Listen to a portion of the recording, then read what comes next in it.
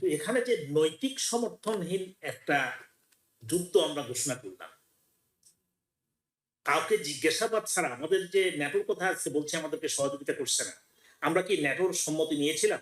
Tanker গুলো বা অন্যান্য জাহাজগুলো সেই প্রণালী দিয়ে যে যাতায়াত করে, সেগুলো আসার পর প্রণালীর বাইরে থেকে সেটা শুরু, ফলে ওখান থেকে তাদেরকে পাহারা দিয়ে হরমুজ প্রণালী পার করে এক পার থেকে এক পারের নতুন এলাকা থেকে শুরু করে পুরো প্রণালী পার করে অপর পারে পৌঁছে দেওয়া, এটি হচ্ছে সমস্যা।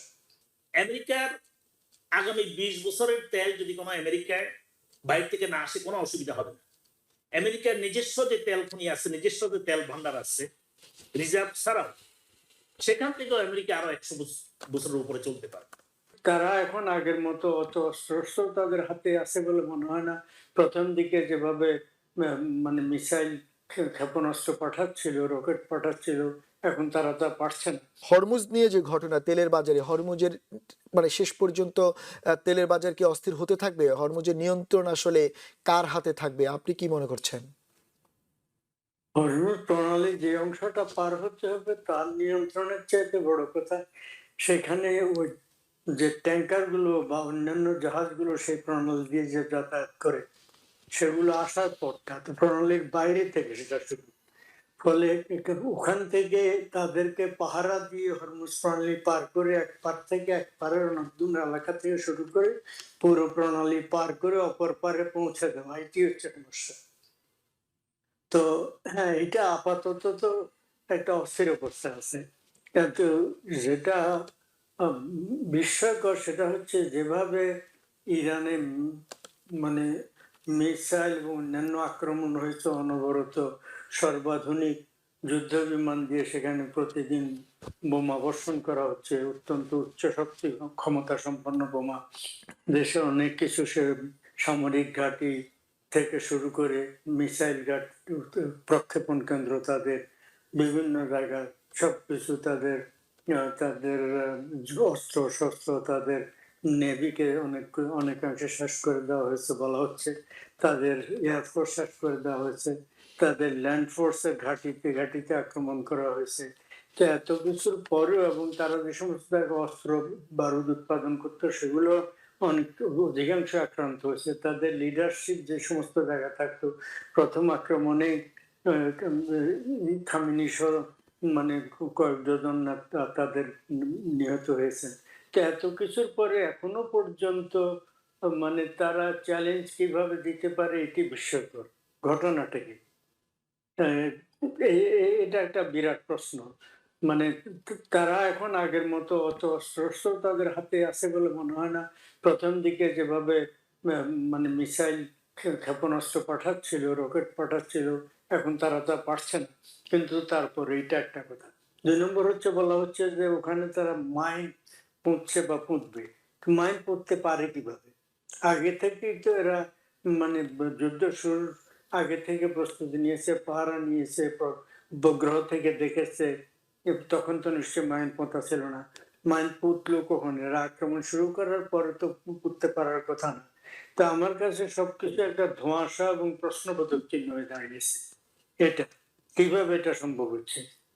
আর কথা হচ্ছে, ওরা যদি মানে 2-1টা রকেট ক্ষেপণাস্ত্র দুর্বল পাওয়ারের ছুঁড়েও, সেগুলার জন্য যুক্তরাষ্ট্রের অত্যাধুনিক ব্যবস্থা আছে। তাদের থার্ড সিস্টেম আছে, প্যাট্রিয়ট সিস্টেম আছে, আর নানা ধরনের সিস্টেম আছে এগুলো। আর যেটা আপনি বললেন যে মিত্রদের কাছে যুক্তরাষ্ট্র, প্রেসিডেন্ট ট্রাম্পের পক্ষ থেকে, যুক্তরাষ্ট্রের পক্ষ থেকে মিত্র বলতে তো পশ্চিম ইউরোপীয় দেশগুলো, ওদিকে অস্ট্রেলিয়া, কানাডা, নিউজিল্যান্ড তো তেমন ক্ষমতা পান না, যে এদের কাছে নিশ্চয়ই অনুরোধ করা হয়েছিল। তো সেটা ট্যাঙ্কার গুলোকে আগ বাড়িয়ে নিয়ে প্রণালী পার করে অপর পারে পৌঁছে দেওয়া, এই অংশটা পাহারা দিয়ে নিয়ে যাওয়া। তো এখন সেটা পাহারা দিয়ে নেওয়ার যে ধরনের নেভি দরকার, সেরকম নেভি, নেভাল শক্তি আসলে ইউরোপের কোনো দেশের নেই, দুর্বল দেশগুলো। এই কয়েকদিন আগে পরশু নিউ ইয়র্ক টাইমসে একটা বিস্তারিত রিপোর্ট দেখলাম। সেটা হচ্ছে যুক্তরাষ্ট্র থেকে ইন্ডিপেন্ডেন্ট হওয়ার জন্য তাদেরকে যুক্তরাষ্ট্রের কারণে যুক্তরাষ্ট্রের প্রেসিডেন্ট বারবার চাপ দিচ্ছেন, তোমাদের ডিফেন্স বাজেট বাড়াও, প্রতিরক্ষা বাজেট দেও, তোমরা তোমাদের নিজেদের নিরাপত্তা নিশ্চিত করে, এগুলা বলার পরে 5% পর্যন্ত কমপক্ষে জাতীয় বাজেটের তাদেরকে ওখানে নিয়োগ করতে বলা হচ্ছে, তারা সেটা এগ্রিও করেছে। করিম ভাই, আপনি হাসছেন এবং আপনি শুনলেন মাহমুদুল্লাহ ভাই যে ব্যাপারটি বলছেন যে ইউরোপের সামর্থ্যের অভাবের ব্যাপারটি বলছেন। আবার শুধু ইউরোপের সামর্থ্য কথা আমরা বলছি আসলে, কিন্তু আমরা মধ্যপ্রাচ্যের কথাটা বলছি না, কারণ মধ্যপ্রাচ্যে আপনারা জানেন সৌদি আরব বেশ শক্তিশালী অস্ত্র ভান্ডার রয়েছে তাদের। আপনি কাতারের কথা বলতে পারেন, তারপরে আপনি ইউএইর কথা বলা যায়। কেউ তো আসলে আমেরিকা কি মানে যেটা প্রায় গণমাধ্যম বলছে আমেরিকা ফার্স্ট, এখন তো মনে হচ্ছে আমেরিকা অ্যালোন, এরকম একটা ব্যাপার। আমেরিকার ইসরায়েল ছাড়া আসলে আমেরিকা এই যুদ্ধে প্রত্যক্ষভাবে, হয়তো সবাই ধরেই মাছ না ছুঁই পানি এরকম একটা প্রবাদ বাংলা ভাষায় প্রচলিত আছে, ওরকম মনে হচ্ছে কিনা আপনার কাছে যে কেউ তো ওইভাবে এগিয়ে আসছে না এটাকে দ্রুত শেষ করার জন্য? ধন্যবাদ ধন্যবাদ। আমি যেটা প্রশ্নটা করবো আপনার কাছে, যে প্রশ্ন করবো না, উত্তর দেব প্রশ্নের না মধ্যে না, দিয়ে। বলতে পারেন, আপনি প্রশ্ন করতেই পারেন, সমস্যা নেই। যে সমস্যাটা আসলে কোথায়? আমাদের ন্যাটো অ্যালাইজ, আমাদের European allies, Asian allies, middle eastern allies, পুরো আরব ওয়ার্ল্ড আমাদের অ্যালাইজ। পুরো আরব ওয়ার্ল্ডে আমাদের রয়েছে, আমেরিকা রয়েছে সামরিক বেস এবং সবকিছুই আছে। কিন্তু এখানে যে নৈতিক সমর্থনহীন একটা যুদ্ধ আমরা ঘোষণা করলাম, কাউকে জিজ্ঞাসাবাদ ছাড়া, আমাদের যে ন্যাটোর কথা আছে বলছে আমাদেরকে সহযোগিতা করছে না, আমরা কি ন্যাটোর সম্মতি নিয়েছিলাম? ফরগেট অ্যাবাউট জাতিসংঘ, জাতিসংঘ তো আমরা যাই, যে একটা আন্তর্জাতিক বিশ্ব সংস্থা যেটা সারা বিশ্বের প্রত্যেকটি দেশের সদস্য দেশের প্রতিনিধিত্ব করে, তাদের কাছে আমরা সমাধান জন্য যাইনি, অ্যাভয়েড করলাম। এবং আমরা আমাদের মিত্র যারা আছে তাদের কাছ থেকেও সম্মতি নিয়ে নেই, বরং সম্মতি নিতে যখন গিয়েছি, মিডল ইস্টার্ন দেশগুলো, সৌদি আরব সহ পার্শ্ববর্তী, ইরানের পার্শ্ববর্তী যে দেশগুলো আছে, সবাই আমাদেরকে বলছে তাদের আকাশ সীমা, তাদের দেশে অবস্থিত সেই সব বেজ ইরানে আক্রমণ করার ক্ষেত্রে ব্যবহার করা যাবে না, তারা নিষেধাজ্ঞা দিয়েছে। অন্তত প্রকাশ্যে, ভিতরে কি হচ্ছে, আমেরিকা কি করে, সেটা আপনি আমি সবাই আমরা জানি, তাদের বেজ থেকে কি করা হয়। কিন্তু প্রকাশ্যে তারা বলছে আমাদের আকাশ সীমা এবং বেজ ব্যবহার করা যাবে না। আমি যে প্রসঙ্গটা উঠেছি সেটা হলো যে এই যুদ্ধে আমেরিকা এবং ইসরায়েল সারা বিশ্বের কাছে অ্যাগ্রেসর হিসাবে মানে পরিচিতি পেয়েছে। এই যুদ্ধের জন্য যে মনস্তাত্ত্বিক প্রস্তুতি এবং বিশ্ব সমর্থন, অন্তত নেইবরিং দেশগুলো বা যে পাওয়ারফুল দেশগুলো, তাদের যে সমর্থন নিয়ে শুরু করার দরকার ছিল, তাহলে আজকে বলা যেত। আমরা তো শুরুই করলাম রিজেম চেঞ্জের কথা দিয়ে, আমরা শুরুই করলাম দেশকে আগে একবার বম্বিং করে জুনে আমরা কি বললাম, আমরা একদম সম্পূর্ণভাবে তাদের পারমাণবিক শক্তি কেন্দ্রগুলো শেষ করে দিয়েছি।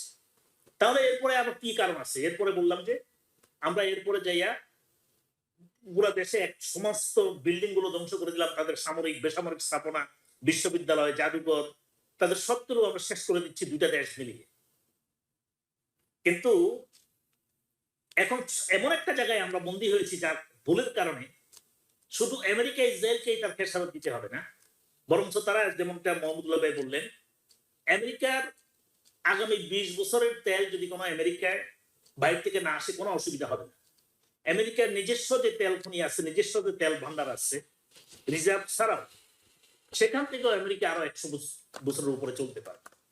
কিন্তু সারা বিশ্বকে আমেরিকা এবং ইসরায়েলের এই ভুলের কারণে সারা বিশ্ব অর্থনীতি যেমন ধস নামছে, তেমনি সারা বিশ্বে বড় ধরনের বিপর্যয়ের আশঙ্কা দেখা দিচ্ছে।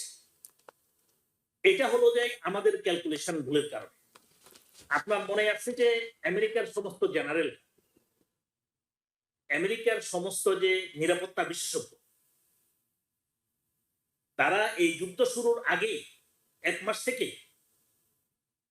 আমাদের সমন্বয়কদের অ্যাক্টিং যারা অ্যাক্টিভ সমন্বয়ক এবং আমাদেরকে হোয়াইট হাউসকে পরামর্শ দিয়ে আসছে এটা এভাবে করা সম্ভব না, এটা এভাবে বন্ধ হলে অন্যরকম হবে। এবং তারা পরামর্শ দিয়েছে যে তারা ভবিষ্যৎবাণীও করেছিল যে হরমুজ প্রণালী বন্ধ হয়ে গেলে কি হবে, এবং হরমুজ প্রণালীর নিয়ন্ত্রণ যদি আমরা বলি যে আমাদের অনেক বড় বড় নেভাল শিপ আছে, তাদের নেভাল শিপ ধ্বংস করতে বেশি দেরি হবে না। কিন্তু এই সাইজটা কত বড় এটা বুঝতে হবে, একটা দেশের সাইজ কত বড়। সারা দেশে আমরা বোম্বিং করছি প্রতিনিয়তই, রাত দিন 24 ঘন্টা বোম্বিং করছি, পুরো আকাশ আমেরিকা নিয়ন্ত্রণ করছে, আমেরিকা এবং ইসরায়েল নিয়ন্ত্রণ করছে। আমরা তো বন্ধ করতে পারিনি তাদের মিসাইল, আমরা তো বন্ধ করতে পারিনি তাদের সেই বিভিন্ন ধরনের প্রজেক্টাইলস।